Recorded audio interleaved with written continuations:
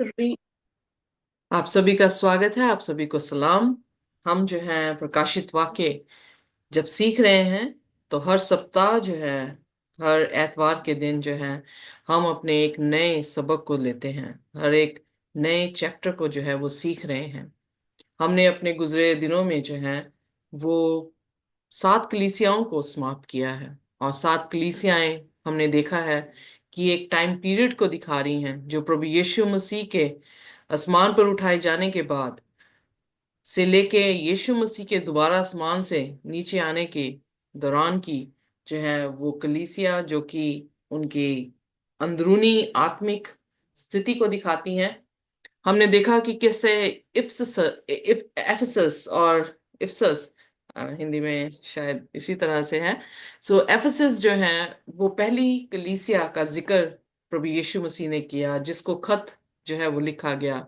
उस खत में उसकी सराहना की गई और उसे आदेश भी दिया गया। कुछ चेतावनी है जो वहां पर दी गई हैं और कुछ इनाम की बातें जो है वहां पर जिक्र की गई हैं। पर हमने इन टाइम पीरियड्स में देखा है कि खुदा के कलीसिया जो कि मल्टी एथनिक है, जिसमें ऐसा नहीं है कि सिर्फ यहूदी ही हैं, बल्कि हर जात का, हर रंग का इंसान, हर कुल का इंसान जो है इस परिवार में जुड़ा है। तो हमने देखा है कि वो परिवार जो है वो किस तरह से समय बर समय उनके जो है इंटरनल स्पिरिचुअल कंडीशन रही हैं। अब जो है हम अपने 6वें अध्याय में आ चुके हैं, और वो 6वां अध्याय जो है खास करके प्रकाशित वाक्य 6 अध्याय में हम कुछ ऐसी चीजें सीखने वाले हैं जिसमें हमने इंटरनल कंडीशंस को नहीं देखना, बल्कि हम ये देखेंगे कि किस तरह से कलीसिया जो है वो कलेशों से होकर गुजरी है, या उन पर ऑपरेशन, या उन पर जो है दबाव दिया गया है।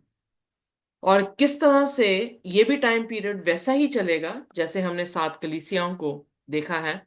और जैसे जैसे हम खुदा की आयतों में, मतलब कलाम की आयतों में जाएंगे, वैसे वैसे हम समझेंगे कि ये वही समय को दिखा रहा है जिस समय परमेश्वर की कलीसिया बनी है, परमेश्वर की कलीसिया को दबाया गया है। और हर टाइम पीरियड में जो है कलीसिया का दबाया जाना जो है वो हुआ है। सो इसलिए इफसस की कलीसिया, जो कि पहली कलीसिया थी, बहुत ही दमदार, खुदा के कलाम को सुनाने में तेज रफ्तार से चलने वाली। समरना, जो कि हम देखते हैं कि परसिक्यूट की गई। परगमस, जिसमें कॉम्प्रोमाइज हुआ। थाइतीरा, जिसमें करप्ट हो गया चर्च। और सार्डिस, जिसमें उसकी जो है एक तरह से मौत हो जाना या मर जाना, वो दिखाई दिया है। फिलाडेल्फिया में फिर खुदा ने दोबारा से रिवाइव किया, दोबारा से उन्हें रिलीव किया, या रेजरेक्ट चर्च को किया। पर लौदीकिया की कलीसिया आखिरी कलीसिया है, और उसमें जो है उनकी कंडीशन, इंटरनल कंडीशन फिर गुनगुने पानी के समान जो है वो दिखाई दी है। ये 6 सीलें हम ऑलरेडी देख चुके हैं 5वें अध्याय में, कि प्रभु यीशु मसीह वहां पर दर्शन में यूहन्ना को दिखा रहे हैं कि एक ऐसा स्क्रोल है जो कि अंदर भी लिखा हुआ है जिसपे, और उसके बाहर भी लिखा हुआ है, और उसके ऊपर जो है वो 7 मोहरे हैं, और उन मोहरों को कौन खोले, इसके लिए जो है यूहन्ना रो रहा है। पर वहां से ही एक आवाज आती है कि यूहन्ना को दिलासा देती है कि एक है जो इस इन मोहरों को खोल सकता है। वो कोई और नहीं, प्रभु यीशु मसीह हैं, जिन्होंने इन मोहरों को खोला है। इन मोहरों को खोलने के बाद ये मोहरें क्या दिखाती हैं? पहली मोहर जो खुलती है तो क्या होता है? इससे पहले कि हम मोहरों पे जाएं, जब हम 6वां अध्याय पढ़ते हैं, और 6वें अध्याय जो है वो एक प्रश्न के साथ खत्म होता है कि कौन है जो मेरे पहाड़ पर, कौन है उस बड़े दिन को जो देख सकेगा। 7वें अध्याय में जब हम जाते हैं तो वहां पर दिखता है कि उन लोगों के बारे में जिक्र किया है जो 1,44,000 लोग हैं, कि वो हैं जो अंतिम दिनों में खड़े रहेंगे, खुदा के लिए वफादार रहेंगे। और 8वें में वो 7वीं सील को दिखाता है, उस सील को जहां पर आसमान में खामोशी है। 7वीं सील को हम बाद में देखेंगे, पर आज के दिन हम जो है 6 सील्स के बारे में या मोहरों के बारे में जो है वो जिक्र करेंगे। पर इससे पहले कि हम मोहरों के बारे में जिक्र करें, जब वो 7वें अध्याय में आता है, उसकी 14वीं आयत में, तो वहां पर वो ये कहता है कि ये वो लोग कौन हैं। तो वहां पर खास करके जिक्र कर रहा है, क्योंकि प्रश्न उठा कि कौन खड़ा होगा, और फिर 1,44,000 लोगों का जिक्र आया है, और फिर 1,44,000 लोगों के बारे में पूछा गया है कि ये लोग वो कौन हैं। तो वहां पर जो जिक्र आता है प्रकाशित वाक्य उसके 7 उसकी 14 में, वो जिक्र ये है कि ये वो लोग हैं जो बड़े कलेश से होकर निकले हैं, और इन्होंने श्वेत वस्त्र जो है इन्हें दिए गए हैं। इनको इनको मेड देम वाइट, इनको सफेद कर दिया गया है, किसके जरिए से? प्रभु यीशु मसीह के और मेमने के लहू से। सो हम जानते हैं कि जो इस धरती में रिडीमर्स होंगे, या जो रिडीम किए गए होंगे, वो लोगों को सफेद कपड़े दिए जाएंगे। और हमने ये भी देखा कि 24 बुजुर्गों के पास सफेद कपड़े हैं और एक क्राउन है जो कि विजेता लोग पहनते हैं। सो इससे, इन साइन से या खुदा के कलाम से हमें समझ आती है कि ये वो लोग हैं मनुष्य जाति से जो क्लेश से होकर गुजरे हैं, और वहां से खुदा ने इनको जो है विजेता बनाया है। सो आइए देखिए, जब हम प्रकाशित वाक्य 6 अध्याय में दोबारा से जाएंगे, तो उसकी पहली आयतों से सील का जिक्र आ रहा है। सो सील क्या दिखाता है? सील ट्रिबुलेशंस को दिखाता है जो हर टाइम पीरियड में आई थी। किन पर? खुदा के लोगों पर। सो आइए देखिए, प्रकाशित वाक्य उसका 6 और उसकी पहली आयत को हम देखेंगे। जी। Thank you. 7 मोहरों का खोला जाना। फिर मैंने देखा कि मेमने ने उन 7 मोहरों में से एक को खोला, और उन चारों प्राणियों में से एक का गर्जन का सा शब्द सुना, आ। That's it. आ और देख, अंग्रेजी में इस तरह से लिखा, कम एंड सी। सो यहां पर हम देखते हैं कि I saw when the lamb open. So 5वें अध्याय में हम ऑलरेडी देख चुके हैं कि खुदा का मेमना वहां पर नजर आया, और उसके पास वो वर्दी था, वो इस योग्य था कि इस सील को खोल सके।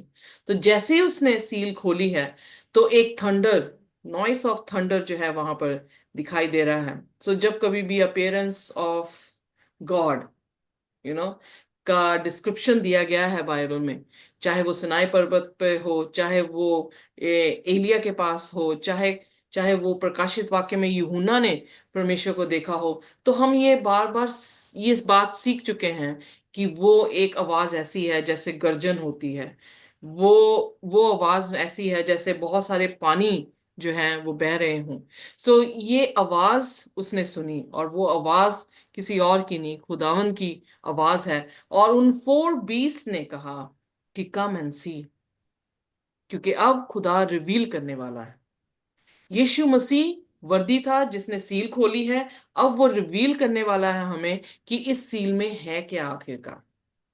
प्रकाशित वाक्य यीशु मसीह की लेटर है जो उसने रिवील की है आने वाले समय की बातों को। सो अब वो ऑपरेशन के बारे में रिवील करने वाला है। 7 कलीसिया, 7 सील और 7 ट्रम्पेट्स, ये 7 जो है अंक जो हमें देखने को मिलता है, उसकी परफेक्ट या परफेक्शन को या कंप्लीटनेस को दिखाई देता है।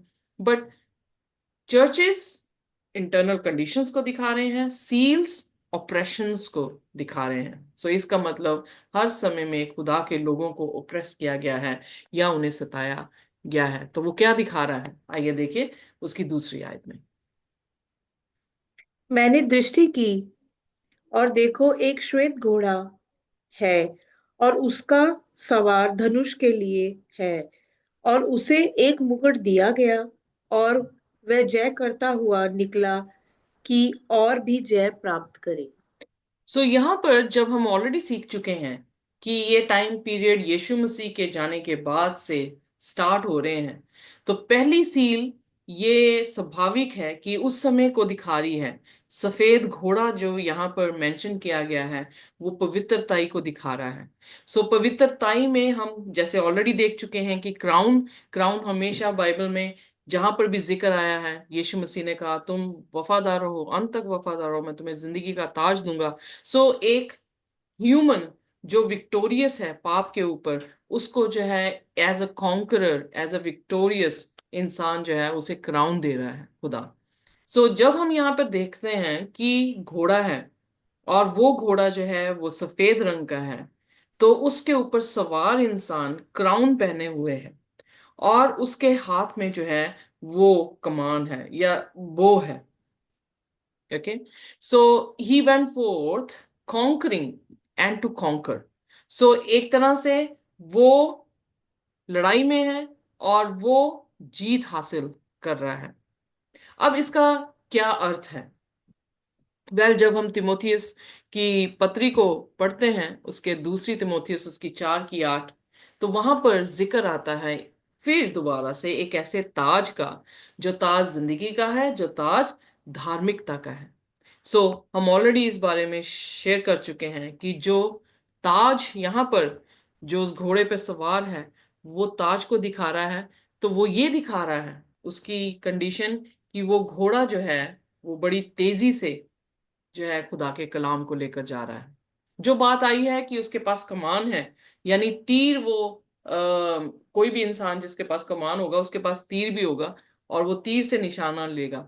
सो ये बहुत सारे लोग सोचते हैं कि शायद यीशु मसीह की दूसरी आमद का जिक्र कर रहा है, पर यीशु मसीह की दूसरी आमद का जिक्र नहीं है।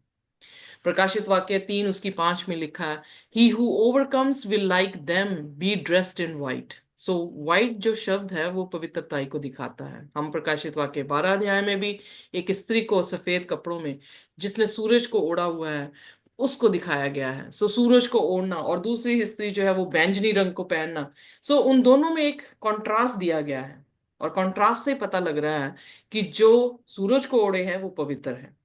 सो इसका मतलब ये घोड़ा पवित्र है।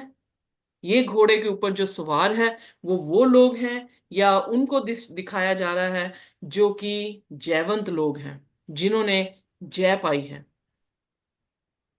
और फिर उसके बाद ये भी देखने को मिल रहा है कि जो उनकी कॉन्करिंग है, यानी वो कॉन्कर कर रहे हैं या जय पा रहे हैं, वो ये दिखाता है कि उन्होंने खुदा के कलाम को जो है वो उस बैटल में, कि शैतान के विरोध में वो खुदा के कलाम को लेकर जा रहे हैं, तो उसमें भी जो है वो जय पा रहे हैं। सो ये कोई और नहीं, ये फर्स्ट टाइम पीरियड है, जो कि फर्स्ट कलीसिया का टाइम पीरियड हमें देखने को मिलता है। क्योंकि जब यीशु मसीह गए हैं, हम प्रेरितों के काम में बहुत अच्छी तरह से देखते हैं कि कलीसिया जो थी उजागर हुई है, कलीसिया आत्मा से भरी है।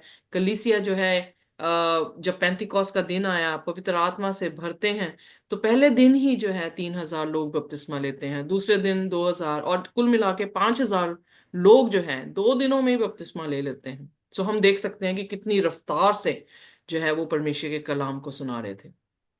अगर हम कुलसियों उसका पहला उसकी 23 आयत को देखें, तो वहां पर भी जिक्र आता है, पौलुस कहता है कि हम वो अपने समय की बात कर रहा है कि उस समय तक जितने भी आसमान के नीचे लोग थे, उन तक खुदा का कलाम सुना दिया गया। सो ये जो जिक्र आया है कि उसके पास वो है, वो यीशु मसीह की दूसरी आमद। और उसमें डिफरेंस ये है कि जब हम प्रकाशित वाक्य 19 अध्याय उसकी 11 आयत को देखते हैं, तो वहां यीशु मसीह जब दोबारा, वो भी सफेद घोड़े में है, उनके पास जो है वो भी ताज है, पर उनके पास हसुआ है। वो कटनी करने के लिए आ रहे हैं, पर यहां पर हसुआ नहीं दिखाया गया।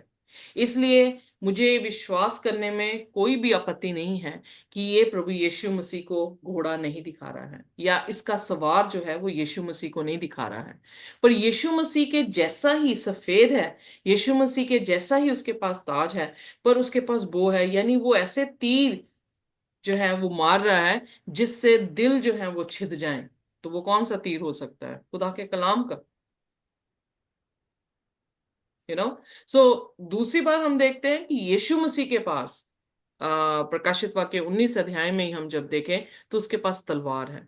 वो तलवार खुदा के कलाम की जो है वो तलवार है। वो हंसुआ है कटनी के समय, और अपने कलाम के अनुसार जो है वो लोगों की जो है वो जजमेंट देने के लिए आ रहा है। आइए अगर भजन संहिता 45 उसकी 3 आयत जो हैं उसे हम पढ़ दें। 45 ना? जी। जी। वे हे वीर, तू अपनी तलवार को, जो तेरा वैभव और प्रताप है, अपनी कटी पर बांध। अगली आयत। सत्यता, नम्रता और धर्म के निमित्त अपने ऐश्वर्य और प्रताप पर सफलता से सवार हो। तेरा दाहिना हाथ तुझे भयानक काम सिखलाए। हम्म। तेरे तीर जो तेज हैं, तेरे सामने देश देश के लोग गिरेंगे, राजा के शत्रुओं के हृदय उनसे छिदेंगे। ओके, सो यहाँ पर जो तीर की बात की गई है, वो क्या तीर क्या दिखा रहा है यहाँ पर खुदा के कलाम में, जो कि दुश्मन के दिलों को क्या कर देगा, छेद देगा। हम ये जानते हैं बड़ी अच्छी तरह से कि जो फर्स्ट चर्च थे, उन्होंने जेंटाइल्स में जब खुदा का कलाम सुनाया है, तो उनके दिल जो थे वो क्या हो गए, छिद गए। वो कैसे बाइबल में जिक्र आता है प्रेरितों के काम में, कि किस तरह से पौलुस ने जो है वो कॉर्निलियस के घर में जाकर, जो कि जेंटाइल था, प्रचार किया और वहां पर जो है लोग बचाए गए। उसी तरह से हम देखते हैं कि जब 11वें अध्याय में हम आते हैं, तो 11वें अध्याय में भी जो है साइरिन और साइप्रस के लोग, यानी 11 उसकी आई थिंक 23 आयत है, जिसमें जिक्र आता है कि उन्होंने जाकर एंतियोक में प्रचार किया। चेलों ने नहीं किया था। सो जिन्होंने सुना था कलाम, उन्होंने जाके एंतियोक में प्रचार किया, और वो एंतियोक जो है वो साइप्रस में। यहाँ पर जब उन्होंने कलाम सुना, तो उनके दिल भी क्या हो गए, छिद गए। और फिर चेलों ने जो है वो बरनबास को वहां पर भेजा, ये देखने के लिए कि क्या हो रहा है वहां पर। बरनबास ने क्या आकर देखा, जब हम उस प्रेरितों के काम उसका 11 उसकी 23 आयत को देखते हैं, तो बरनबास ने खुदा का अनुग्रह उन लोगों पर देखा, क्योंकि खुदा ने उनको नजात दे दी थी। सो ये पहली कलीसिया है, और इसीलिए इफिसस की कलीसिया में भी जिक्र ये आया है कि वो टायरलेसली खुदा के लिए काम कर रहे थे, वो थक नहीं रहे थे। घोड़े पे सवार जी। एक मनुष्य जो दिखाया गया है, वो उस टाइम पीरियड को दिखाया गया है, चर्च का टाइम पीरियड दिखाया गया है, जिस टाइम पीरियड में खुदा का कलाम जो है बड़ी रफ्तार के साथ, घोड़े में बड़ी रफ्तार के साथ कॉन्करिंग करता हुआ जो है वो चर्च बढ़ रहा था। और ये समय जो है लगभग 31 एडी से 100 एडी के बीच में जो है वो पाया जाता है। बट हमने देखा कि उस समय में भी लोगों ने जो है वो खुदा के जनों को, पहली सेंचुरी के जो फर्स्ट इफिसस की कलीसिया थी, उनको जो है वो परसिक्यूट किया। आप 6 अध्याय में जाएंगे, जेम्स को जो है वो उसका गला जो है वो काट दिया गया। पतरस को अगर हम 12 अध्याय में जाएंगे, आई थिंक, या 12 अध्याय में, तो उसे भी जो है वो एग्जीक्यूट करने पर थे। पौलुस को जो है हम देखते हैं जी। कि उसकी भी गर्दन को जो है वो काट दिया गया। और जब हम प्रकाशित वाक्य पढ़ने लगे थे, तो हमने देखा कि यूहन्ना को भी उन्होंने गरम गरम तेल में फेंक के मारने की कोशिश की, पर वो नहीं मरा, तो उसे पतमस टापू पर जो है अकेले छोड़ दिया गया। Persecution I. बट हम जानते हैं कि उस परसिक्यूशन में 70 एडी में टाइटस के जरिए से जो है वो यरूशलेम पे चढ़ाई कर दी गई। रोम ने यरूशलेम पे चढ़ाई की, उन सभी लोगों को मारा जिन लोगों ने यीशु मसीह पर विश्वास नहीं किया था। और जब तक ओके। वो सीज करके बैठे थे उस यरूशलेम को, हमने इतिहास में पढ़ा है कि उनके अंदर फैमिन, यानी रोटी की इतनी कमी हो गई थी कि उन्होंने अपने बच्चे मार के जो है वो खाई। खुदा ने जैसे कहा था कि पत्थर के ऊपर पत्थर नहीं रहेगा, 70 एडी में जो है वो मंदिर को ढा दिया गया, उसे जला दिया गया। उसके ऊपर पत्थर पर पत्थर भी जो है वो नहीं टिका। और ये वो समय है 31 एडी से लेकर 100 एडी तक। फिर दूसरी मोहर जो है प्रभु यीशु मसीह ने खोली, और उस मोहर में उन्होंने जो है एक घोड़ा जो कि लाल रंग का था। जब हम 7 कलीसियाओं को देख रहे थे, तो इफ्सस के बाद एग्जैक्टली स्मरना का चर्च जो है वो दिखाई दिया, जिस स्मरना के चर्च में परसिक्यूशन हुई थी। सो आइए देखिए प्रकाशित वाक्य उसका 6 और उसकी 3 आयत। जी।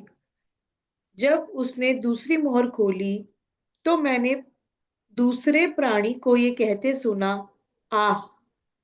फिर एक और घोड़ा निकला जो लाल रंग का था। उसके सवार को ये अधिकार दिया गया गया कि पृथ्वी पर से मेल उठा ले, ताकि लोग एक दूसरे का वध करें, और उसे एक बड़ी तलवार दे दी गई। सो यहां पर प्रभु यीशु मसीह ने जो मोहर खोली है, उसने जो है दर्शन दिया है यूहन्ना को, या उसने जो रेवलेशन दी है, वो उस समय के दौरान की रेवलेशन है जो कि फर्स्ट चर्च के बाद सेकंड चर्च आया। जैसे समरना हमने पढ़ा था, जब 7 कलीसियाएं पढ़ रहे थे, तो समरना एक ऐसी कलीसिया थी जिस पर जो है वो परसिक्यूशन हुई और बहुत जी सारा जी खून बहाया गया। किनका? जी मसीहों का। अब वो एक घोड़े को लाल रंग जब दिखा रहा है, तो वो लाल रंग ये दर्शाता है कि लहू बहाना, या इंडिकेट कर रहा है कि समवेयर देर इज ब्लड, क्योंकि ब्लड जो है वो लाल रंग का है। पर जी यही एक अकेला जो है एविडेंस नहीं है कि हम ये अनुमान लगाएं कि ये दूसरी कलीसिया है। दूसरा एविडेंस ये है कि उसे अधिकार दिया गया। सो यानी वो उस दौरान की कलीसिया जो है एक ऐसे शासक के, या ऐसी किंगडम, या एक ऐसे किंग के अधिकार में दे दी गई जिसने शांति ही उठा दी। वह शांति शब्द जो है वो काफी कॉमन है हम मसीहों के लिए, क्योंकि हमें पता है शांति का राजकुमार कोई और नहीं, प्रभु यीशु मसीह है, जो कि यशायाह उसकी 9 उसकी 6 आयत में जो है हम पाते हैं। तो सिंबॉलिक वे से परमेश्वर जो है प्रकाशित वाक्य में चीजों का खुलासा कर रहे हैं। इसलिए कर रहे हैं क्योंकि अगर साफ साफ सारी चीजें लिख दी जाती तो आज तक हमारे पास बाइबल प्रिजर्व नहीं रह पाती। राजाओं ने इसको खत्म कर देना था। तो इसलिए प्रकाशित वाक्य सिंबल लाइन पर लाइन रखकर और फ्रेजेस पर फ्रेजेस रखकर, यानी कहने का अर्थ यह है मेरा कि खुदा के कलाम को, उसका कलाम पीस किसको कहता है, जब हम उसकी डेफिनेशन को पुराने नियम में नए नियम में देखते हैं, क्योंकि हम ऑलरेडी देख चुके हैं 404 आयतें जो प्रकाशित वाक्य में हैं वो पुराने नियम से ली गई हैं। सो जब तक हम पुराने नियम से हमारा तारुफ ना हुआ हो, हम नए नियम को नहीं समझ पाएंगे कि वहां पर वो क्या कहता है। सो शांति को उठा लिया गया, यानी शांति का राजकुमार कौन है? प्रभु यीशु मसीह है। सो शांति का ऑपोजिट वर्ड क्या है? वॉर, जी लड़ाई। जी सो जी जी ये जो घोड़े पे सवार था, चर्च जो घोड़े पे सवार है, यानी चर्च की रफ्तार को दिखाया गया है या चर्च के टाइम पीरियड को दिखाया गया है, उसमें कत्लेआम है। खुदा का कलाम ना सुनाने का आदेश है, और जो सुनाए उसको कत्लेआम करने का आदेश है। तो बाइबल कहती है कि उन्होंने अधिकार, उनको अधिकार दिया गया, वो शांति को उठा लिए, उन्होंने एक दूसरे को मारा। There was given unto him a great sword. So कत्लेआम जो है अधिकार दिया गया। सो किस तरह सेकंड चर्च को ओप्रेस किया गया? सेकंड चर्च जो है वो समरना का चर्च था। जो समरना का चर्च बिल्कुल पवित्र था, वहां पर जिक्र आया है कि तुम सोचते हो तुम गरीब हो पर तुम अमीर हो। क्यों? क्योंकि तुम्हारे पास जो है वो प्रभु यीशु मसीह है। सो समरना की कलीसिया प्रभु यीशु मसीह के कलाम में जो है वो काफी स्ट्रांग थी, पर उसे परसिक्यूट किया गया। आइए देखिए। जी। That I forgot the name of this emperor. Martin Luther. No, no, no. Martin Luther is a Protestant. So Diocletian, yeah. Emperor जो है, रोमन एम्परर जो है, वो आया और उसने 10 साल कंटिन्यूअसली जो है स्मरना चर्च के टाइम पीरियड के दौरान उसने परसिक्यूशन की। इतिहास बताता है कि उसने इतनी परसिक्यूशन की कि लोगों को जंगली जानवरों के सामने उसने फेंक दिया, थिएटर बना दिया उसने। डियोक्लेशियन, सॉरी। सो उसने थिएटर लगाया हुआ था। लोग मनोरंजन करने के लिए आते थे, और मनोरंजन किन के ऊपर किया जाता था? खुदावन यीशु मसीह के चेलों के ऊपर। 303 एडी से लेकर 313 एडी तक डियोक्लेशियन ने जो है वो उस दौरान के चर्च को, जो कि इफसस की कलीसिया के बाद में आया, यानी 100 एडी से लेकर 313 एडी तक जो है इस चर्च का बयान जो है वो किया गया है। सो उन्होंने इतना ही नहीं किया कि बच्चों के समेत, उनकी बीवियों के समेत शेरों के सामने फेंक दिया, बल्कि उनको चीर फाड़ की, उन्हें बांध दिया जानवरों के साथ, और जानवरों को दो डिफरेंट डायरेक्शंस में जो है वो चलाने लगे, और उनके जिस्म जो है उन्होंने चीरे, और ये उनका मनोरंजन था।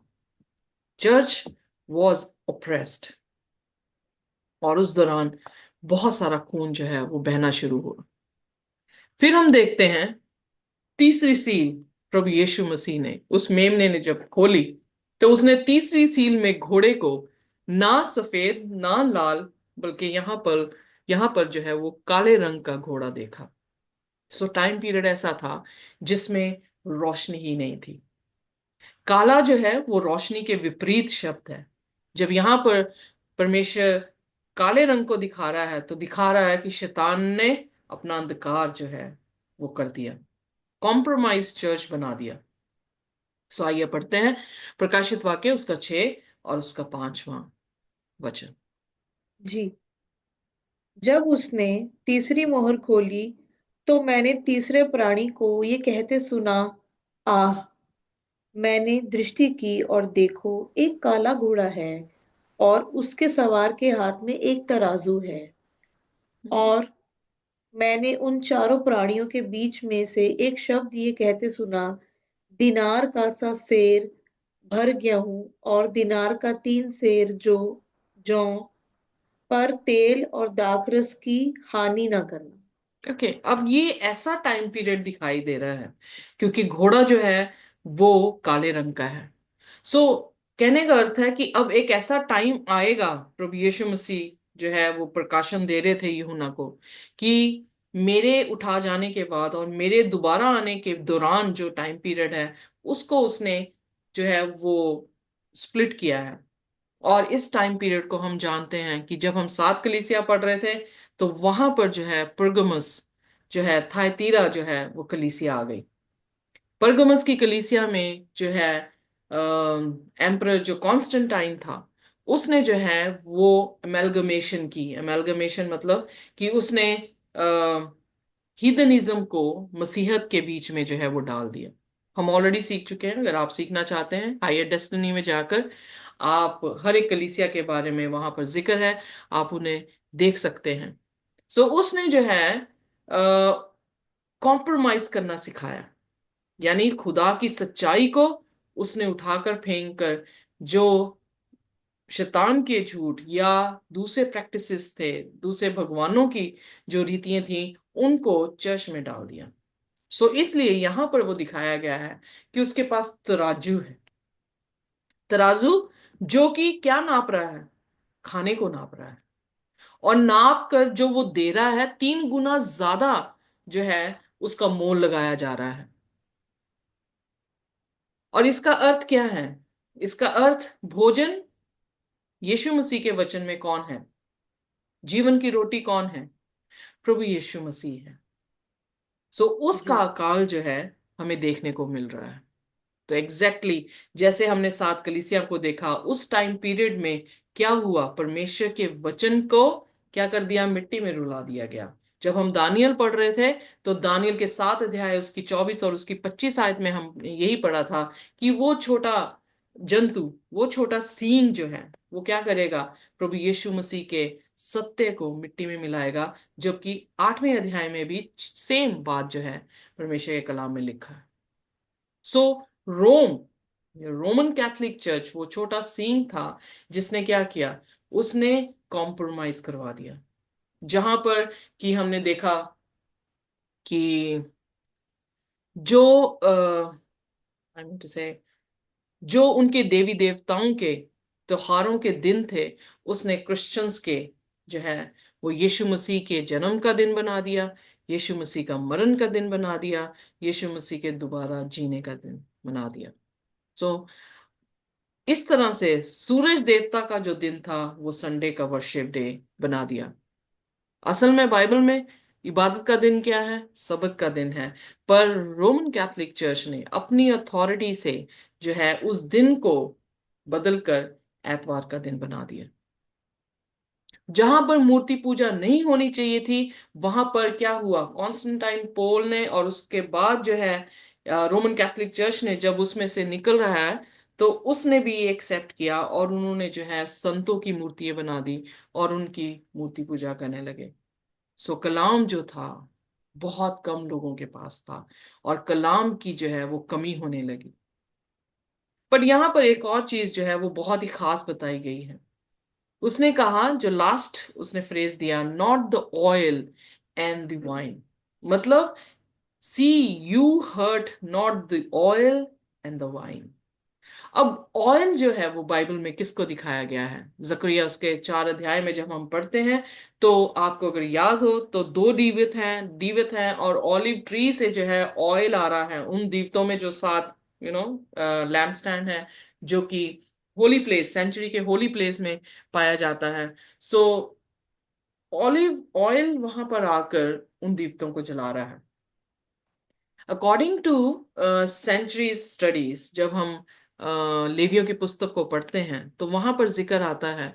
इवन हम जब इब्रानियों की पुस्तक पढ़ रहे हैं, सो आप जाकर देख सकते हैं। और उसके 9वें अध्याय में जब वो बयान करता है, हर एक आर्टिकल को जो है वहां पे बयान किया जा रहा है जो सेंचुरी में पाया जा रहा है, क्योंकि वो ये महत्व बता रहा है कि जो दुनिया में मूसा के टाइम पे सेंचुरी थी, एग्जैक्टली उसी की कॉपी जो है वो स्वर्ग की बादशाह में है। अब दुनिया में तो याजक की जरूरत नहीं है, पर जो हमारा महायाजक यीशु मसीह है, वो दुनिया में हमारी, मतलब दुनिया वाली सेंचुरी में नहीं हमारी सेवा कर रहा, बल्कि आसमान की सेंचुरी में हमारी सेवा कर रहा है। सो इसलिए सेंचुरी का जानना जो है वो बहुत जरूरी है। और यहां पर ये विशेषता दी गई है कि वो ऑयल को, जो कि पवित्र आत्मा को दिखाती है। जकरया के उस अध्याय में उसने कहा, not by my power, my might, but the power of the spirit of the Lord. So वो पवित्र आत्मा को वहां पे दिखा रहा है। 7 दीवटों में यीशु मसीह चलता हुआ नजर आया। अगर हम प्रकाशित वाक्य उसके पहले अध्याय उसकी आखिरी आयतों में देखें, तो वहां पर 7 दीवटों में चलता आ रहा है, पर वो 7 दीवट जल रहे हैं। 10 कुहारियों का जिक्र आया है, वहां पर भी दीपक हैं, और वो दीपक 5 के जल रहे हैं और 5 के नहीं, क्योंकि 5 के पास ऑयल ही नहीं है। सो ऑयल पवित्र आत्मा को दिखा रहा है और दीपक खुदा के कलाम को। सो खुदा का आत्मा ही हमें समझ देता है, ताकि हम खुदा के कलाम को समझें और अपने जीवनों में दीपक के मानिंद में लें, ताकि हमारे जीवन दीपक की तरह चमके और दुनिया को उजाला दे सके। सो कह रहा है कि आत्मा को क्या करना? हर्ट मत करना, और ना ही वाइन को। 1 कुरिन्थियन उसके 11 अध्याय उसकी 24 से 25 में अगर हम देखें, तो वहां पर जिक्र आता है प्रभु यीशु मसीह ने लॉर्ड सफर किया, और वहां पे पौलुस बता रहा है कि उसने कहा, ये मेरी नई वाचा है। और उस वाचा में उसने अपना रोटी, जो कि बदन को दिखा रहा है, लहू जो उसके कफारे को दिखा रहा है, सो उसका जिक्र वहां पर किया गया है। सो इसका मतलब खुदा की आत्मा ना रुकी थी उस समय, और ना ही उसका कलाम रुका था। बेशक लोगों को जो है वो डिसीव कर दिया गया, उनको खुदा के कलाम से अलग किया गया, खुदा का कलाम कॉम्प्रोमाइज किया गया, और सच के साथ झूठ मिला दिया जरूर गया। बट कुछ ऐसे थे जो वफादार थे। और खुदा के, जब हम रोटी की बात करते हैं कि अकाल पड़ा हुआ है, तो वो रोटी कोई जी। और नहीं, खुदा के कलाम का जिक्र आता है। अमोस 8 उसकी 11 में लिखा कि ऐसा दिन आएगा, I will send a famine in the land, not a famine of bread, रोटी का नहीं फैमिन, ना ही पानी का, but of hearing the word of the Lord. पर खुदा के कलाम को सुनने का काल होगा। आज कितने लोग हैं जो खुदा के कलाम को सुनना चाह रहे हैं? आज कितने लोग हैं जो यस। कलाम कलाम के साथ जीना चाह रहे हैं? आज जब मैं इब्रानियों की रिकॉर्डिंग कर रही थी, इब्रानियों की पुस्तक की, तो मैं खुदा का शुक्र करती हूँ कि मैंने वो रिकॉर्डिंग की, और मैं जब पढ़ रही थी तो इब्रानियों के 11 अध्याय में विश्वासियों का जिक्र आया है। तो उसने कहा, अब्राहम, यकूब और इसहाक, तीनों जो थे वो टेंटों में रह रहे थे। हालांकि जमीन उन्हें दी थी, उन्हें पोजेस करने को ये भी जो है वो वाचा दी थी, पर उनकी नजरें खुदा के घरों में थी। और मैंने ये सोचा कि आज के समय में हमारे प्रचारक या हमारे लोग क्या ढूंढ रहे हैं। हम यहाँ जमीन, इस जमीन पर अपने घरों को ढूंढ रहे हैं, इस जमीन पे अपनी प्रॉस्पेरिटी को ढूंढ रहे हैं, इस जमीन पर अपने वेल्थ को ढूंढ रहे हैं। कितना अकाल पड़ चुका है खुदा के कलाम के सुनने का। कुछ और सुनाया जा रहा है जो खुदा का कलाम नहीं है। जी। और ये गलती उनकी नहीं जो सुना रहे हैं, ये गलती उनकी है जो सुन रहे हैं, क्योंकि हम खुद खुदा का कलाम नहीं पढ़ रहे हैं। इसलिए हमें पता ही नहीं लग रहा कि वो सच बोल रहे हैं कि झूठ बोल रहे हैं। सो उस कलीसिया जी। में हम ऑलरेडी इतिहास में देख चुके हैं कि कॉन्स्टेंटाइन को ये ख्वाब आया कि क्रूस का चिन्ह इस्तेमाल करे तो वो पूरी दुनिया को जीतेगा। उसने क्रूस का चिन्ह तो जो है वो ले लिया, पर आखिरकार क्या हुआ? उसने जो है खुदा के चर्च को करप्ट कर दिया। अपने सूरज देवता के दिन को उसने इबादत का दिन बना दिया। अपने सूरज देवता मिथरास के जन्मदिन का दिन उसने क्रिसमस के दिन को तब्दील कर दिया। इश्तार जो उसकी देवी थी, उसका दिन जो मनाते थे, उस दिन जो है उन्होंने ईस्टर का दिन बना दिया। अगर मैं देखूं तो ईस्टर में एग्स का आना क्या है? कहां पर बाइबल में एग्स खाए गए हैं जब यीशु मसीह दोबारा जी उठे हैं? इस्तार देवी को अंडों की भेंट चढ़ाई जाती थी। इसलिए आज ईस्टर एग्स जो है वो क्रिश्चियनिटी में आ गए हैं, बाइबल में कहीं नहीं है। और इसीबियस पेम्फिलस एक ऐसा हिस्टोरियन था, सिर्फ इसी हिस्टोरियन ने जिक्र किया है कि उसे दर्शन आया था, खुदा ने दर्शन दिया और उसे क्रूस जो है वो बनाने के लिए कही। पर अदरवाइज किसी और हिस्टोरियन ने, और इनफैक्ट ये हिस्टोरियन था, उसे बाद में प्रमोट कर दिया गया, बिशप बना दिया गया। सो बहुत सारे लोग, हिस्टोरियंस भी, थियोलॉजियंस भी ये सोचते हैं कि इसने जो है वो जानबूझ के ये बातें की, क्योंकि उसने किसी भी अपनी आर्किटेक्ट में, किसी भी बिल्डिंग में प्रभु यीशु मसीह की क्रूस को कहीं पर भी नहीं दिखाया। उसकी हर एक बिल्डिंग में सूरज देवता था, और वो सूरज देवता का जो था वो पुजारी था। बट एक चीज इसने की कि इसने जो है वो कत्लेआम, मसीहों के ऊपर कत्लेआम को जो है वो रोक दिया। बट जो जी। इनके खिलाफ था, उनको तब भी जो है वो क्या करते थे, मारा जाया करता था। बट जी। क्योंकि हमारे चर्च के मेंबरान तक ये इतिहास पहुंचा ही नहीं है, और उन्हें ये मालूम ही नहीं है, ना उनके प्रचारक उन्हें बता रहे हैं, तो वो कैसे जानेंगे कि किस तरह से चर्च को जो है वो काला कर दिया गया। जब दूसरा राजा उसकी 23 उसकी 5 में हम पढ़ते हैं, या हम इजिकेल उसके 8 अध्याय में पढ़ते हैं, तो हम देखते हैं कि पुराने समय में भी लोग जो थे वो बाल देवता की उपासना, सूरज की उपासना जो है, खुदा को छोड़कर उपासना करते थे। और वही सिस्टर जी चीज पढ़ना जो है? है इसमें भी जो है हमें देखने को मिलती है।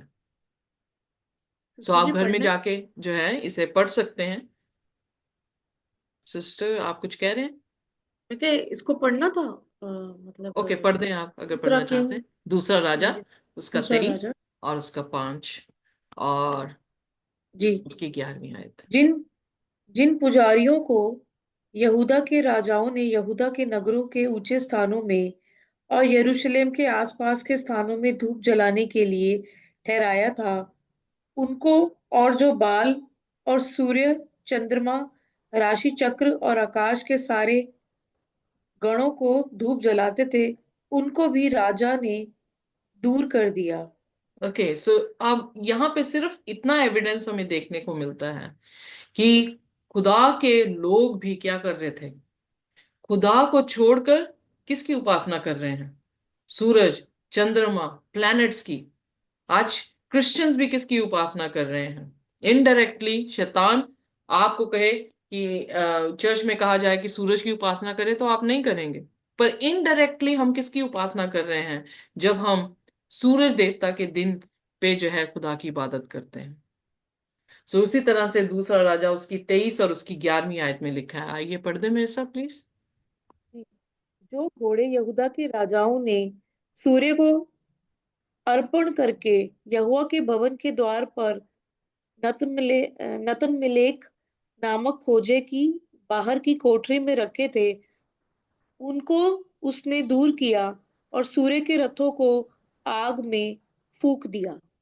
ओके, सो यहाँ पर जो है उन्होंने जो है उन लोगों को जो सूरज की देवता कर रहे थे उनको बाहर निकाला। सो यहाँ पर भी फिर एविडेंस ये मिलता है कि कौन कर रहे थे? यहूदा के लोग कर रहे थे, खुदा के लोग कर रहे थे। और जब भी कभी कोई राजा आया है उसने रेफॉर्मेशन दी है।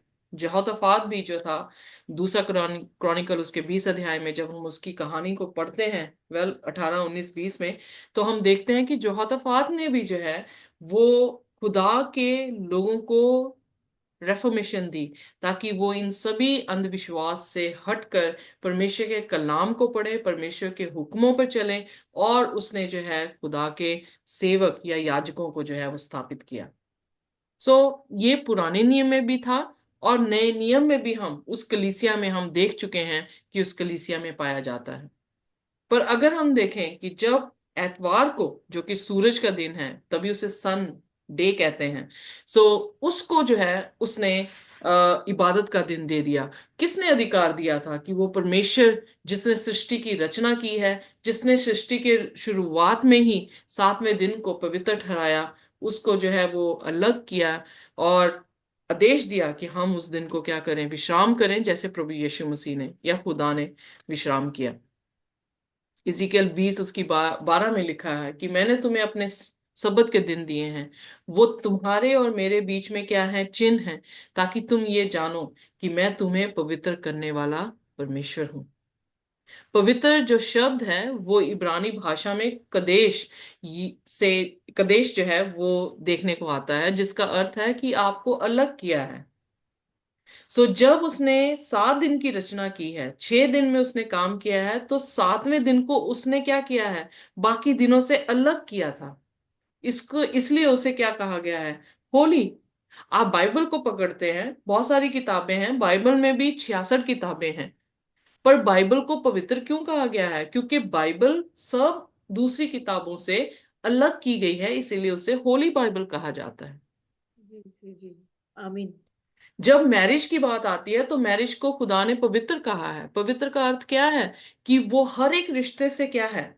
अलग है।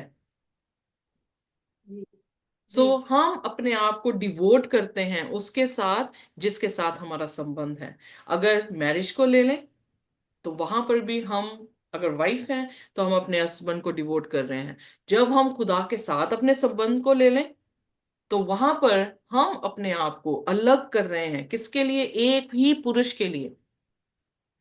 कलीसिया जो कि परमेश्वर की दुल्हन है, उसको क्या करने की जरूरत है? उसे अपने आप को परमेश्वर के लिए अलग करना है। और परमेश्वर के लिए अलग कैसे करेंगे? परमेश्वर के अलग करने का अर्थ यह है कि जैसा वो चाहता है वैसा मैं बन जाऊं। ओके। Set apart. हाँ। जी जो मेरा उसके साथ रिलेशनशिप है वो किसी और के साथ नहीं। जैसा मेरे और मेरे हस्बैंड का रिलेशनशिप है, मैं किसी और के साथ नहीं कर सकती।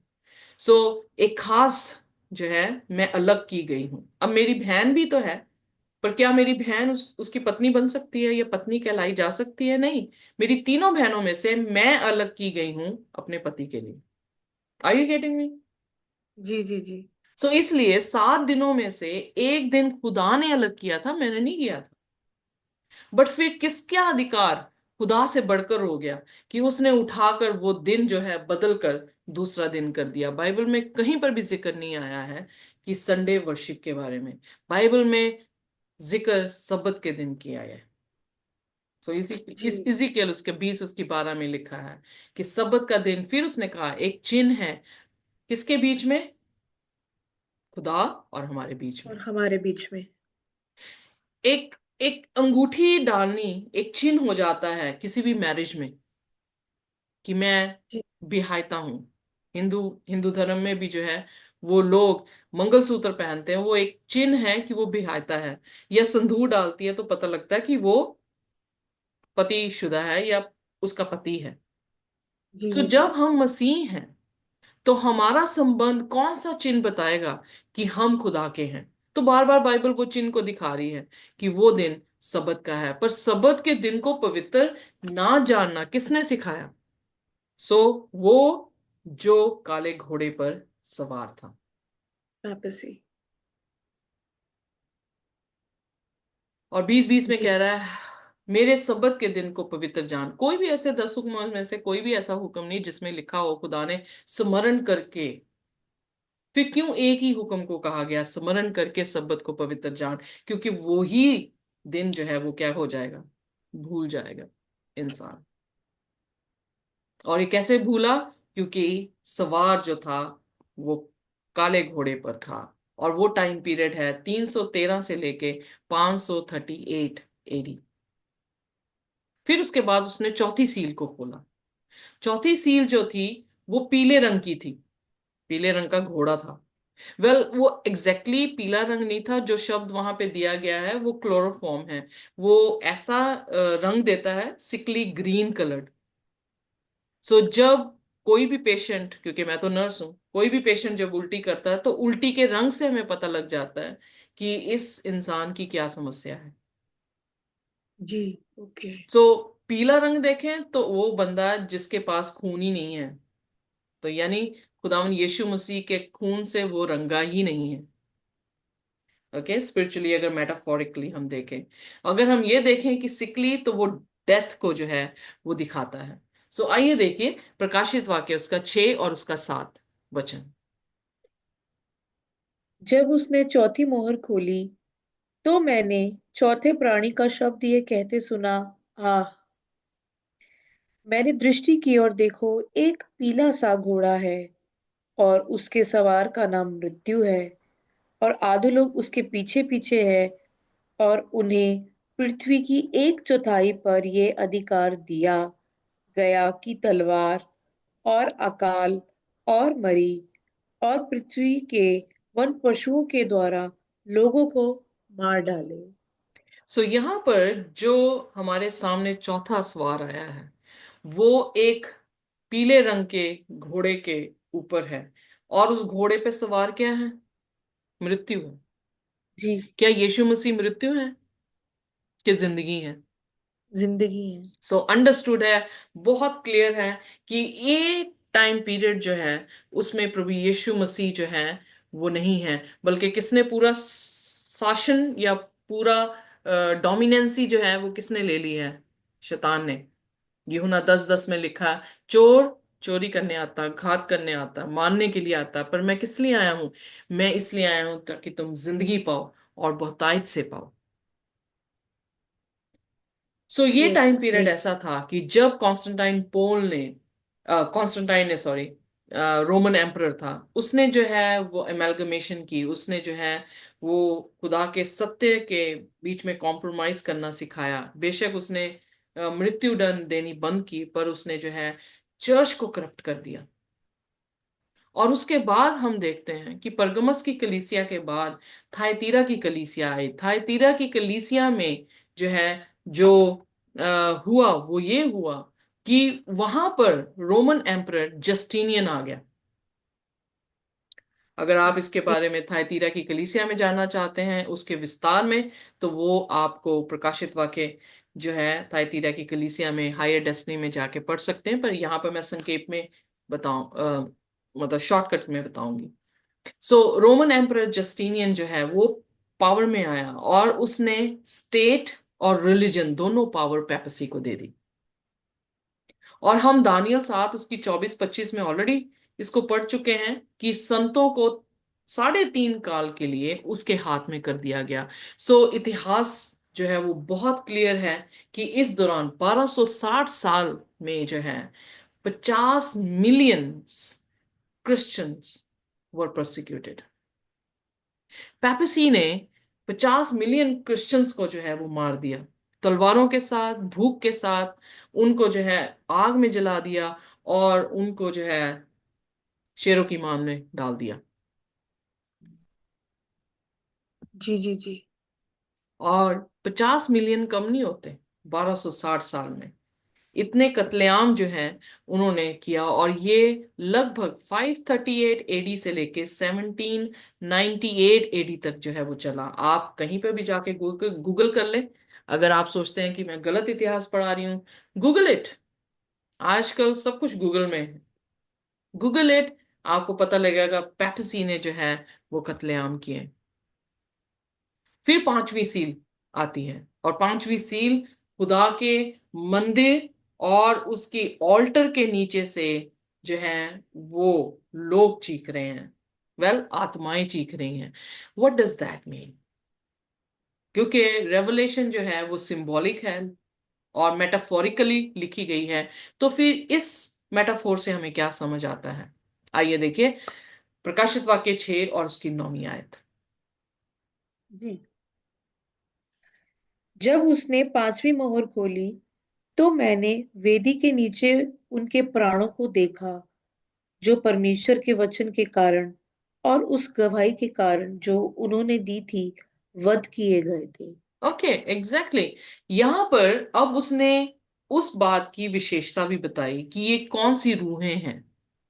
पहली चीज तो हम ये देखें कि खुदा के ऑल्टर के नीचे रूहें जाती हैं। बहुत सारे लोग जो हैं इन चीजों पर विश्वास करते हैं कि परगट्री वर्ड जो है काफी इस्तेमाल होता है। किसने यूज करना शुरू किया? पेपसी ने। कहां से आया? रोम से। क्योंकि पेपसी ने इसका फायदा उठाया कि जो आपके मर गए हैं उनके लिए अगर आप चर्च में पैसे देते हैं तो आपके लोग जो हैं वो स्वर्ग की बादशाह में चले जाएंगे। ये कंसेप्ट कहाँ से आया कि मरने के बाद हम स्वर्ग की बादशाह में चले जाएंगे या लोग जो है वो हेल में चले जाएंगे? तो मैं ये सोचती हूँ कि अगर लोग स्वर्ग में या नरक में जा रहे हैं तो फिर इसका मतलब ये अनजस्टिस हो गया। क्योंकि अगर 100 साल के बाद मैंने ज्यादा पाप किए हैं और मैं 100 साल के बाद नरक में जाके मर रही हूँ, 200 साल के बाद नरक में मर रही हूँ, तो जिस इंसान ने बेचारे ने छोटे मोटे पाप किए वो तो मेरे से ज्यादा जल पड़ा, वो तो मेरे से ज्यादा पीड़ा में चला गया। जी जी जी सो जी, ये लॉजिक है। अनजस्टिस हो सकती है। सो कहने जी का अर्थ क्या है? इसको मेटाफोरिकली जब लिखा गया है तो वो क्या समझाने की कोशिश कर रहा है? ये वो लोग हैं जो वध हुए हैं, ये तो बिल्कुल साफ नजर आ रहा है, मुझे ज्यादा बताने की जरूरत नहीं है। और इस टाइम पीरियड में हम ऑलरेडी देख चुके हैं कि 50, जो चौथी सील थी उसमें 50 मिलियन जो थे लोगों को, मसीहों को जो है वो मारा गया। अब उनका इंसाफ खुदा देगा कि नहीं देगा, या उनका इंसाफ करेगा कि नहीं करेगा? पर उन जिनको वध किया गया था उनकी दो विशेषताएं दी गई। वो इसलिए वध किए गए थे क्योंकि उन्होंने खुदा के कलाम को रखा था। वो दुनिया से अलग थे। दुनिया अगर कुछ मान रही थी, वो खुदा के कलाम को मान रहे थे। लोग शायद उनको ठट्ठे में भी उड़ाते होंगे, उनको ताने भी देते होंगे। और कई बार ऐसा होता है कि आपको आइसोलेट कर दिया जाता है, आपके साथ बात करनी बंद कर दी जाती है। बहुत सारे हिंदू भाई बहनों की टेस्टमनी जब आप सुनते हैं, उनके परिवार उनके साथ कैसा दुर्व्यवहार करते हैं, एग्जैक्टली वैसा ही किया गया होगा। और या फिर उन्हें अपने घर से बेदखल, मेरे मेरे नाना जो थे वो राजपूत थे, और उनको जब यीशु मसीह मिले तो उनके माँ बाप ने, काफी जमींदार लोग थे, उन्होंने उन्हें बेदखल कर दिया। सो बुरा जी व्यवहार जो है वो किया जाता था उनके साथ जो लोगों से हट कर चलते थे। जी जी जी, सो अलग ये, किए गए। जी, प्रकाशित वाक्य 12 उसके 17 में जब हम देखते हैं तो वहां पर भी जिक्र आता है। आइए मैं ऐसा पढ़ दें, जो मैं हमारे साथ पहली बार जुड़े हैं उनके लिए जो है इस आयत को हम दोबारा से पढ़ देंगे। प्रकाशित वाक्य 12 और उसका 17। 12 अध्याय जी एक ऐसी औरत के बारे, स्त्री के बारे में जिक्र करता है जिसने सूरज को ओढ़ा है, चंद्रमा उसके पांव पर है और तारे जो है उसके क्राउन में है। एक कलीसिया को दिखा रहा है जो कि एक बच्चे को जन्मने पे है, और वो बच्चा प्रभु यीशु मसीह है। और फिर अंत जब उस चैप्टर का कर रहा है समझाते हुए, तो वो क्या कहता है आइए देखें। जी। प्रकाशित वाक्य 12 उसका 17। हम्म। तब असगर स्त्री पर क्रोधित हुआ और उसकी शेष संतान से, जो परमेश्वर की आज्ञाओं को मानते और यीशु की गवाही देने पर स्थिर है, लड़ने को गया। या और एग्जैक्टली, दैट्स इट सिस्टर जी। वो जी जी। नेक्स्ट चैप्टर की पहली आयत है। Okay okay. सो यहाँ पर जो है हम देख रहे हैं कि अजगर किन के साथ लड़ाई करने को गया। हम यीशु मसीह ने कहा जो मेरे खिलाफत में है उन्होंने किसके साथ दोस्ती की है? संसार के साथ की है। जो संसार के खिलाफ में है उन्होंने किसके साथ दोस्ती की है? यीशु के साथ दोस्ती की है। यानी संसार के साथ कोई मेल नहीं है मसीहों का। जी मेजॉरिटी क्या प्रैक्टिस कर रही है ये मायने नहीं रखता, पर हम क्या प्रैक्टिस कर रहे हैं? क्या हम खुदा के कलाम के अनुसार प्रैक्टिस कर रहे हैं कि नहीं? तो इन लोगों को क्यों वध किया गया? ये क्यों चिल्ला रहे हैं, क्यों न्याय मांग रहे हैं? क्योंकि इन्होंने तो खुदा के हुक्मों को माना था। हाबिल ने भी खुदा के हुक्म के अनुसार अपने वेदी पर मेमना चढ़ाया था, पर केन ने उसका कत्लेआम कर दिया। सो वही चीज, वही कंट्रोवर्सी चल रही है शुरू से। क्योंकि खुदा ने कहा था कि वो ज्ञान जो भले और बुरे के ज्ञान का फल है उसे मत खाना। भला खुदा को दिखाता है और जो बुरा है वो शैतान को दिखाता है। तो उन दोनों में चॉइस लेने में मुश्किल होनी थी, इसलिए खुदा ने उस फल को खाने को मना किया था कि इंट्रोड्यूस मत करो शैतान को अपने ही इस जहान में, क्योंकि वो सभी पवित्र थे, अच्छे थे, भले थे। बट वो शुरुआत से ही जैसे ही पाप हुआ है कंट्रोवर्सी यही चलती आ रही है। अच्छे और भले, दो घर, दो रास्ते, दो इंसान, दो तरह के इंसान। सो यहाँ जी जी। पर उन्होंने जो है खुदा के हुक्म को माना, इंसान के नहीं। जो उस समय पेपसी अपने हुक्म चला रही थी उन हुक्मों को नहीं मान रहे थे, खुदा के वचन के अनुसार अपने जीवन को चला रहे थे। और टेस्टमनी खुदावन यीशु मसीह की उनके पास थी, जो कि प्रकाशित वाक्य 19 उसके 10 वचन में है कि भविष्यवाणी की आत्मा। अगर हम बाइबल को देखें तो बाइबल दो ही चीजों से बनी है, खुदा के हुक्म और उसकी जी भविष्यवाणी। सो कहने जी। का अर्थ है वो बाइबल को मान रहे थे।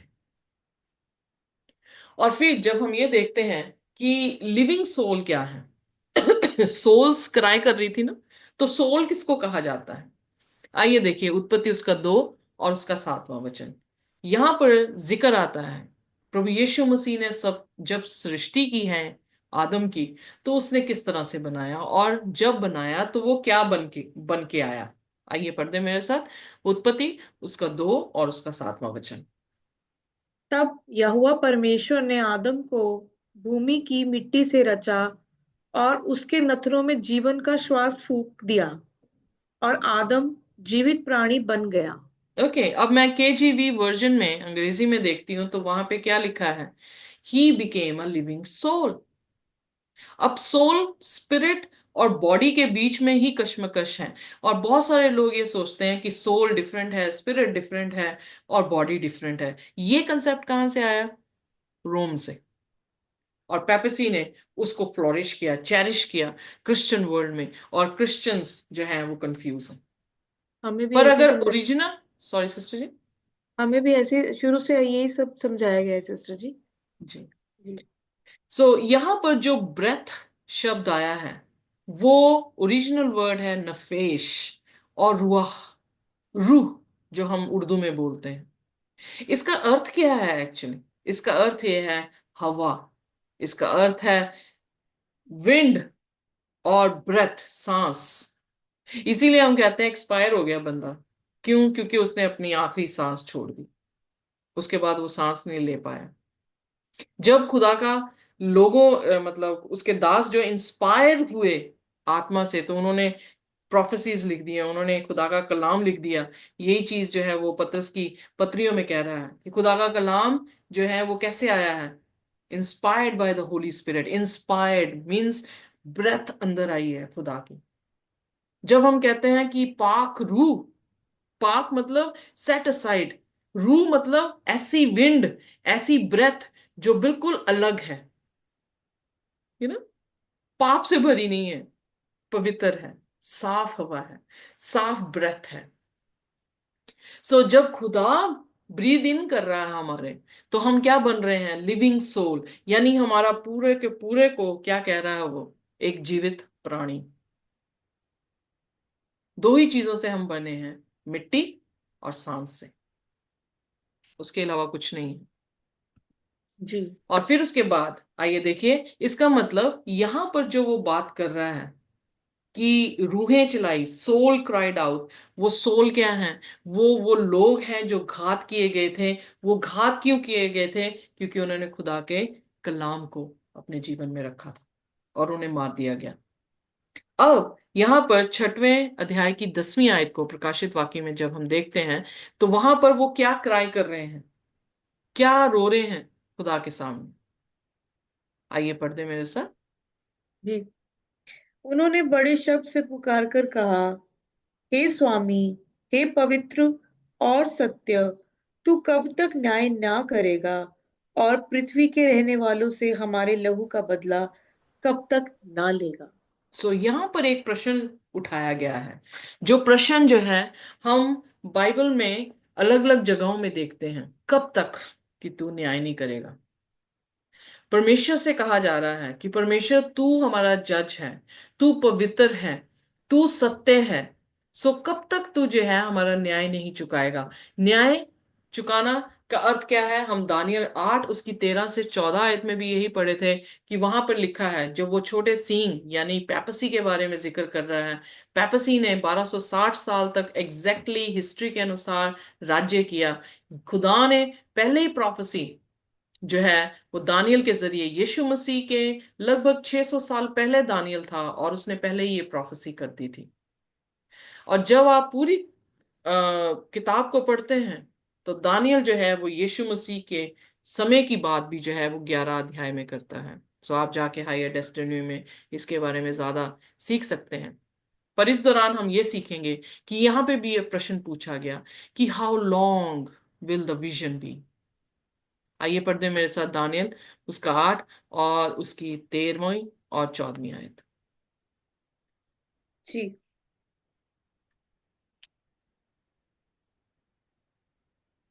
दानियल। उसका 8 अध्याय और उसका 13 और 14वां अच्छा। वचन। जी। तब मैंने तब मैंने एक पवित्र जन को बोलते सुना। फिर एक और पवित्र जन ने उससे पहले बोलने वाले से पूछा, नित्य होम बलि और उजाड़ने वाले अपराध के विषय में जो कुछ दर्शन देखा गया, वह कब तक फलता रहेगा? अर्थात पवित्र स्थान और सेना दोनों का रोंदा जाना कब तक होता रहेगा? तब ओके, उसने जी। 2 मिनट से तो यहाँ पर वो प्रश्न क्या उठा रहा है कि कब तक वो खुदा के वेदी को और उसकी सेना को, उसकी सेना कौन है? हम हैं। वी जी। Are the soldier of Jesus Christ.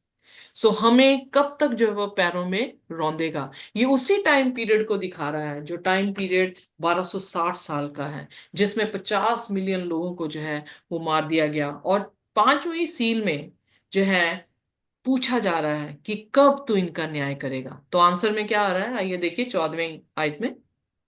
जी। तब उसने मुझसे कहा, जब तक सांझ और सवेरा 2300 बार ना हो, तब तक वह होता रहेगा। तब पवित्र शास्त्र शुद्ध किया जाएगा। पवित्र वेदी जो है वो शुद्ध की जाएगी। सो यहाँ पर 2300 साल, exactly according to the prophecy, ये लॉन्गेस्ट प्रोफेसी है। और हम सॉरी ऑलरेडी 8 अध्याय और 9 अध्याय में जब दानियल के पढ़े थे, हम ऑलरेडी सीख चुके हैं कि ये प्रोफेसी जो है वो मादी फिरिसिया के समय से निकलती हुई दूसरी 1844 में ये समाप्त होती है। और उसके बाद वेदी का साफ होना, अब जिन्होंने पुराना नियम पढ़ा है उन्हें ये मालूम है कि वेदी का साफ होने का अर्थ क्या है, कि वेदी में जजमेंट जो है वो शुरू होगी। सो आइए देखिए, जब हम इस ग्राफ को देखते हैं, आपको शायद समझ नहीं आएगा, पर मैंने जैसे आपसे कहा है, क्योंकि मैं ये पूरे 1 घंटे का प्रचार है, इस समय तो नहीं मैं बता सकती आपको, पर मैं आपको सिर्फ इतना दिखाना चाह रही हूं कि 1300 दिन की ये प्रोफेसी है, जो कि दानियल 8 उसके 9वें अध्याय में हमें देखने को मिलती है। सो 457 से यहाँ पे डिक्री जो है वो पास हुई, क्योंकि खुदा का कलाम बताता है कि जब डिक्री पास होगी कि रिस्टोर किया जाए और बिल्ड किया जाए जेरूसलम, नेमाया के समय में 457 जो है बीसी था। और जब हम इसको प्लस करते हैं 2300 साल को देखते हुए, तो ये 1844 में, 1844 में प्रभु यीशु मसीह होली प्लेस से मोस्ट होली प्लेस में जो है वो दाखिल हुए हैं, जहां पर हमारा न्याय कर रहे हैं। जी। जब हम उत्पत्ति की पुस्तक में जाएं 4 अध्याय में, जहां केन ने हाबिल को मारा है, तो वहां पर भी ऐसा ही फ्रेज जो है वो देखने को मिला है। आइए देखिए उत्पत्ति उसका 4 और उसका 10वां वचन। जी। उसने कहा, तूने क्या किया? तेरे भाई का लहू भूमि से मेरी ओर चिल्लाकर मेरी दुहाई दे रहा है। कभी देखा आपने खून बोलता हुआ? नहीं। ये नहीं। फ्रेज है, एक्सप्रेशन है, जो एक्सप्रेशन ये बताता है कि खुदा से न्याय मांगा जा रहा है कि जिसने खुदा की इबादत की है उसको क्यों मार दिया गया। Am I clear? जब जी। प्रकाशित वाक्य ये बात कह रहा है, तो ये बात हम जानते हैं कि केन को जो है परमेश्वर ने पूछा, और केन ने ये कहा, मैं अपने भाई का कोई रक्षक हूं, या am I a keeper of my brother? पर केन को जो है एक निशान दे दिया गया, जो ये दिखाता था कि वेंजेंस बिलोंग्स टू गॉड। और इब्रानियों में भी जो है 10 अध्याय, आई थिंक उसकी 30 आयत में जो है इस तरह से ही बताया गया है कि खुदा ही है जो बदला लेने वाला है। तो इसलिए आदेश दिया गया, कोई इसे मारेगा नहीं केन को, सिर्फ खुदा इसका बदला इससे लेगा। कहने का अर्थ है गॉड इज जज, और खुदा ही बदला देगा। यहां पर 5वीं सील में ये समय आ गया कि यीशु मसीह मोस्ट होली प्लेस में जो है वो दाखिल हो और दुष्टों का न्याय करना शुरू करें। आइए देखते हैं प्रकाशित वाक्य उसका 6 और उसका 11वां वचन। उनमें से हर एक को श्वेत वस्त्र दिया गया और उनसे कहा गया कि और थोड़ी देर तक विश्राम करो, जब तक कि तुम्हारे संगी दास और भाई जो तुम्हारे समान वध होने वाले हैं, उनकी भी गिनती पूरी ना हो ले। अब यहां पर 5वीं सील में जब हम 1798 को निकल चुके हैं, 1844 में आप पहुंचे हैं, तो उस दौरान में क्या है, परमेश्वर उनसे ये कह रहा है, जिन्होंने न्याय मांगा, ये कब तक घात किए जाएंगे? वो लोग जो घात हुए हैं परमेश्वर के कलाम को मानते हुए, उनके बारे में तो परमेश्वर उसका उत्तर कैसे दे रहे हैं? उन लोगों को जो मर चुके हैं, ये नहीं कि लिटरली मरे हुओं को बात कर रहे हैं। एक तरह का एक्सप्रेशन है कि उनको और थोड़ी देर के लिए इंतजार करने के लिए कब्र में कहा गया है, जब तक कि अंत के दिनों के 1844 के बाद जो लोग हैं, जो इस कलेश से निकल कर आएंगे, जब वो भी मरेंगे, तो उनकी गिनती पूरी जब होगी, तब तक उन्हें भी जो है वो क्या कहा गया है कि आराम करें। जी। इसलिए 1844 के बाद जो है यीशु मसीह की आमद के दौरान में लोग जो हैं उनके लिए भी कहा गया कि वो भी कलेश से गुजरेंगे। ये अरसा जो है जिसमें 5वां सील है वो 1798 से लेकर 1844 का समय है। पर अब देखें 6 सील वेरी एक्साइटिंग, क्योंकि वो यीशु मसीह के आने के चिन्ह के जो है वो बात कर रहा है, जो कि ये दिखा रहा है कि 1844 से लेकर सेकंड कमिंग यीशु मसीह की दूसरी आमद के दौरान का टाइम पीरियड है। इनफैक्ट वो हमारा टाइम चल रहा है, यानी हम उस कलीसिया या उस टाइम पीरियड, उस सील के लोग हैं। तो यहां पर उस सील के लोगों का जिक्र क्या किया गया है? आइए पढ़ दे प्रकाशित वाक्य उसका 6 और उसका 12वां वचन। जब उसने छठवीं मोहर खोली, तो मैंने देखा कि एक बड़ा भूकंप हुआ और सूर्य कंबल के समान काला और पूरा चंद्रमा लहू के समान हो गया। हम्म। आगे पढ़ने से सुनिए प्लीज। आकाश के तारे पृथ्वी पर ऐसे गिर पड़े जैसे बड़ी आंधी से हिलकर अंजीर के पेड़ में से कच्चे फल झड़ते हैं। आकाश ऐसा सरक गया जैसे पत्र लपेटने से सरक जाता है और हर एक पहाड़ और टापू अपने अपने स्थान से टल गया। तब हम्म। पृथ्वी के राजा और प्रधान और सरदार और धनवान और सामर्थी लोग और हर एक दास और हर एक स्वतंत्र पहाड़ों की खोहों में और चट्टानों में जा छिपे और पहाड़ों और चट्टानों से कहने लगे, हम पर गिर पड़ो और हमें उसके मुंह में से सिंहासन पर बैठा है, अ, उस और हमें उसके मुंह से जो सिंहासन पर बैठा है और मेमने के प्रकोप से छिपा लो, क्योंकि उनके प्रकोप का भयानक दिन आ पहुंचा है। Amen. अब कौन ठहर सकता है? Amen, hallelujah. amen. सो यहाँ पर हालेलुया। वेरी क्लियर, मुझे तो कोई कंफ्यूजन नहीं हुई कि इन 7 सीलों को समझने की, क्योंकि ये जो चिन्ह उसने बताए हैं वो हम जानते हैं कि अंतिम दिनों के चिन्ह हैं। सो 7वीं सील में तो जब हम प्रकाशित वाक्य उसका 8 उसकी पहली आयत देखते हैं तो वहां पर खामोश है, क्योंकि उस दौरान एम्प्टी हो जाएगा हेवन। क्यों? क्योंकि यीशु मसीह उसके स्वर्गीय दूत इस जमीन पर जो है वो उतर रहे होंगे। पर उससे पहले जो चिन्ह दिए गए हैं वो अगर हम प्रकाशित वाक्य उसके 16 अध्याय उसकी 16 आयत से आगे, यानी आखिरी आयतों 5 आखिरी आयतों को जब हम देखें तो वहां पर भी इसी तरह से बयान किया गया है कि किसी भी तरह से जो है वो क्या होगा, टापू अपनी जगह छोड़ देंगे, पहाड़ जो है वो गुप्त हो जाएंगे, स्काई जो है वो रोल हो जाएगा। सो ये सारे जिक्र जो है वो किए गए हैं। पर इससे पहले हम देखते हैं कि यहाँ पर 6वें सील को खुलने पर उसने दिखाया कि अर्थक्वेक हुआ, जो सूरज था वो काला पड़ गया, चंद्रमा जो है वो लाल पड़ गया। वेल, अभी भी हो रहा है।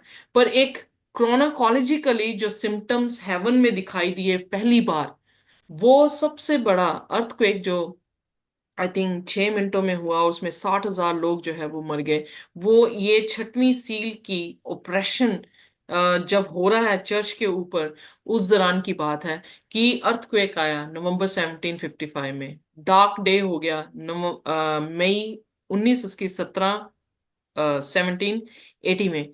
पहली बार तारे ऐसे गिरे और बहुत गिरे, जो नवंबर 13 उसकी 1833 सन में जो है वो हुआ है। सो क्रोनोलॉजिकली जो पहली बार ये साइंस हेवंस में दिखे हैं, वो हम तरीके जो हैं हमें यहाँ पर देखने को मिलती हैं कि उस दौरान में जो है ये हुआ है। हेवन जो है प्रकाशित वाक्य 6 और उसकी 14 आयत में कह रहा है कि स्क्रोल कर गया। Heaven departed as a scroll when it is roll together. वो इस तरह से स्क्रोल हुआ जैसे एक चटाई को जो हम रोल करते हैं। और माउंटेन्स एंड आइलैंड्स जो थे वो अपनी जगह जो है वो छोड़ गए। वेल, ये सिर्फ प्रकाशित वाक्य नहीं इसका इस तरह से बयान कर रहा, पर हम पत्रस की पत्रियों में भी देखते हैं, दूसरा पत्रस उसका 3 उसकी 10 में भी देखते हैं कि हेवंस की जो एलिमेंट्स हैं उनका पिघल जाना या उनका रोल होना जो है वो पत्रस भी बयान कर रहा है। सो इसका मतलब यीशु मसीह के उस बड़े दिन के आने से पहले ये सारी चीजें जो है वो होंगी। सो आइए देखिए दूसरा पत्रस का 3 और उसका 10 वचन।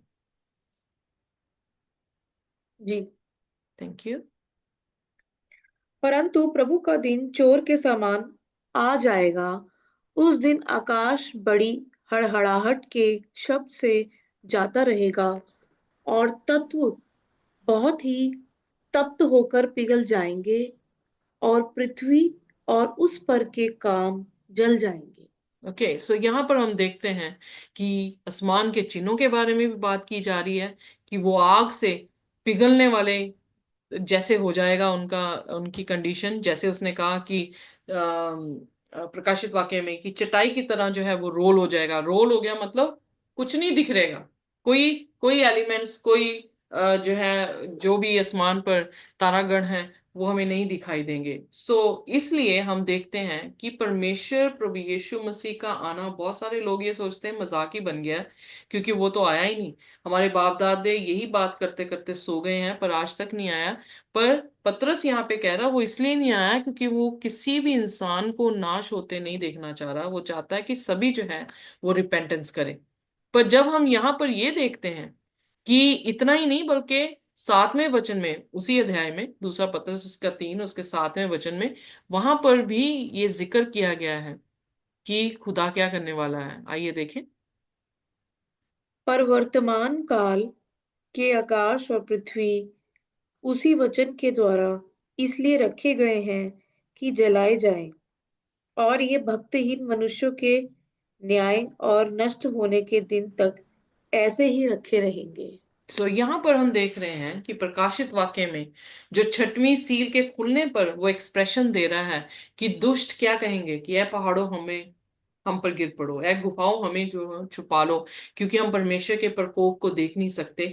तो एग्जैक्टली पतरस भी बयान यही कर रहा है कि जो अंधविश्वासी हैं, जो लोग दुष्ट हैं, वो खुदा की जजमेंट को फेस करेंगे और डिस्ट्रक्शन जो है उन पर आएगी, और इस कारण जो है वो डरे होंगे और अपने आप को बचाने की जो है वो कोशिश कर रहे होंगे। इतना ही नहीं, बल्कि जो राजे हैं, धरती के राजे हैं, या बहुत ग्रेट पीपल हैं, रिच मैन हैं, हम क्या कर रहे हैं आजकल, ये सोच रहे हैं इस पास्टर के पास जाएंगे, इसके पास जाएंगे, ताकि वो ऐसी आशीष दे दे हमें, हमारे खत्तों में जो है, यानी अकाउंट्स में जो है करोड़ रुपया जो है वो आ जाए, या हमारे महल बन जाए, हमारे घर बन जाए। हमें गाने गाए जा रहे हैं, रब ने हमें गाड़ी दी है।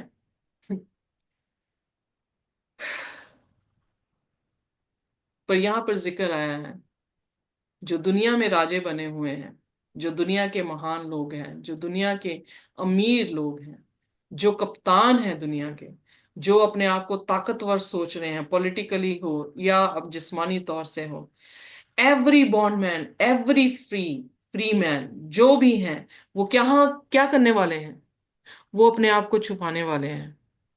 जी। किसमें? गुफाओं में। वो पहाड़ों को कहने वाले हैं कि हम पर गिर आ पड़ो। गिरो। So that's not a good sign. अगर आज के प्रचारक आपको इसलिए तैयार कर रहे हैं कि आप इस धरती पर अमीर बने, that's not a good sign. जी। अमीर लोगों का साइन जो बाइबल बता रही है वो ये है कि वो उस दिन डरे होंगे, वो उस दिन कांप रहे होंगे जब यीशु मसीह इस धरती पर आने वाले होंगे। और हम बिल्कुल लास्ट टाइम पर हैं, लास्ट पीरियड में हैं, छठवें सील में हैं। 7वें सील में तो आसमान खाली है। 16वीं आयत में जो है वो इन्हीं पहाड़ों से कह रहे होंगे कि हम पर गिर पड़ो, हमें छुपा लो। क्यों? क्योंकि हम उसके चेहरे को देख नहीं सकते जो तख्त पे बैठा है, हम उसके प्रकोप को देख नहीं सकते। जो अंधकार में रह रहा हो उसके सामने अचानक से रोशनी आ जाए तो कैसा होता वो? देख पाता है रोशनी को? नहीं।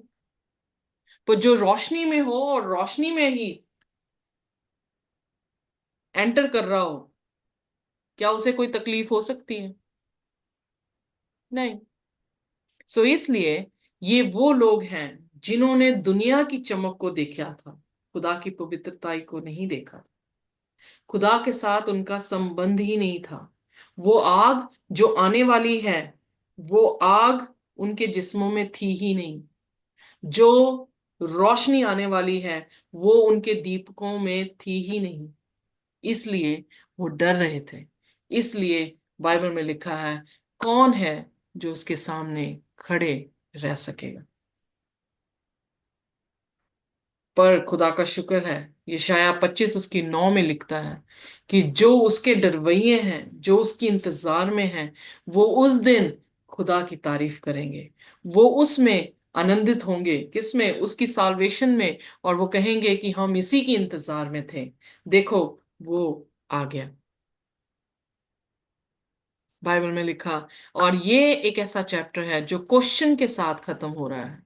और क्वेश्चन ये है कि उस बड़े दिन में, उसके प्रकोप में, प्रकोप के लिए उसके सामने कौन खड़े रहेंगे? क्या आप? क्या मैं खड़ी रह सकती हूँ? क्या हम सब खड़े रह पाएंगे कि नहीं? यही सवाल जो है वो बहुत ही खूबसूरती से आ, भजन संहिता उसके 15 अध्याय में भी अनिल कांत भाई ने गाना जो है लिखा है, ज़बूर में भी ये गाना बहुत गाया जाता है, कौन है जो मेरे पहाड़ पर रहेगा।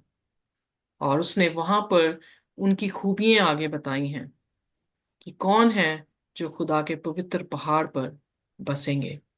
सवाल आज की कलीसिया के लिए, अंतिम दिनों की कलीसिया के लिए, अंतिम दिनों की मोहर के लिए यही उठा है, कौन है जो उसके आने पर खड़ा रह सकेगा।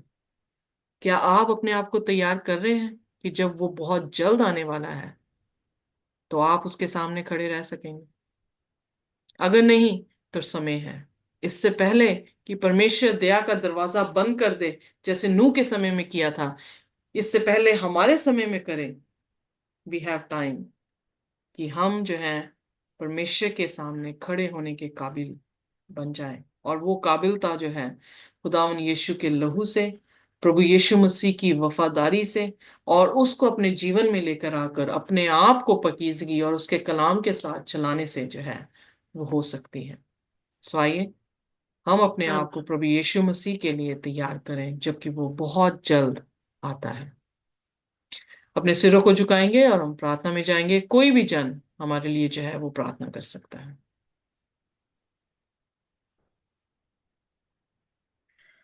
आइए प्रार्थना करते हैं। मेहरबान आसमानी खुदावन खुदा, तेरी शुक्रगुजारी करते हैं आए खुदावन के तू वो खुदा है, कहता है कि जिसके कान हो वो सुन ले कि आत्मा कलीसिया से क्या कहता है। प्रभु, ये सत्य है प्रभु। लोग प्रकाशित इस प्रकाशन को प्रभु छुपा रहे हैं खुदावन, लेकिन तेरा वचन कहता है धन्य है जो इस पुस्तक को पढ़ता और सुनता। और प्रभु जी, आज आपने प्रभु जी, प्यारे आसमानी बाप, आज जो कलाम से हमने समझा, आज हमने अपनी आंखों को, अपनी आत्मिक आंखों को भी खोला है आए परमेश्वर। और जितनी यहाँ जिंदगियां आई हैं खुदावन खुदा, यदि उन्हें इस चीज के बारे में पता नहीं था खुदावन, तो वो आज से ही खुदावन अपने आप को आप में बदलने का प्रभु जी निर्णय ले ले खुदावन, ताकि प्रभु वो सच में जान सके आए खुदावन के वो इस दुनिया से अलग किए गए हैं आए खुदावन खुदा। उन्हें ऐसी अपनी आत्मा से भर खुदावन खुदा कि वो पीछे मुड़कर ना देखने पाए मेरे खुदावन खुदा। प्रभु, ये कलाम वो जीवन है जो तूने हमारे लिए रख छोड़ा है आए खुदावन खुदा। ये वो रोटी है आए परमेश्वर। और खुदावन, हम आपकी शुक्रगुजारी करते हैं प्रभु कि आपने हमें ये सच्चा कलाम हमारे ऊपर प्रकट किया। और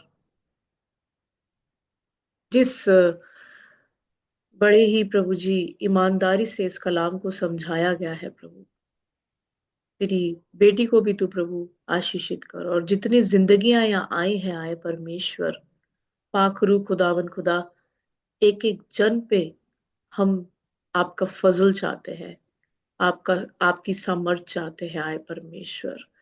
तेरी रूह इनके बीच में होकर कार्य करे आए खुदावन खुदा।